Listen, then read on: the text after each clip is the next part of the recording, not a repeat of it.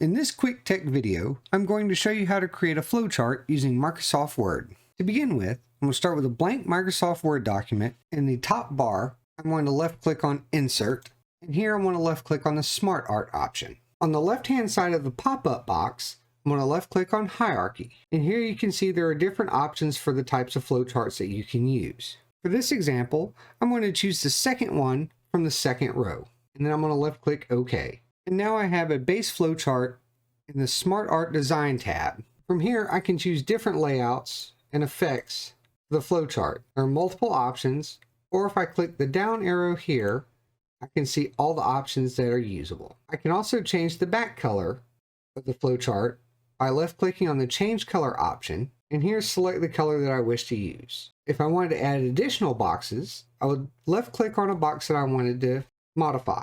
On the upper left, I would click Add Shape, or from the drop-down menu, I can actually tell it where to put it, whether after, below, before, or above. In this case, I'm going to say below. I can also resize the flowchart by left-clicking and dragging on one of the corner icons. If I wanted to change the shape of one of the items in the flowchart, I simply left-click on the box to highlight it and select it, then right-click, and I see a menu pop up. From here, I will click Change Shape. As you can see, there are a bunch of different ones. For this case, I'm just going to use a basic triangle. To add text, simply click on the box you wish to add the text to select it, and type in your text. Another option is on the menu bar, left click where it says Text Pane. And here you can see that we have this dialog box where we can change our text here. The Reset Graphics bar here will remove all style, shapes, and shadow effects from your chart.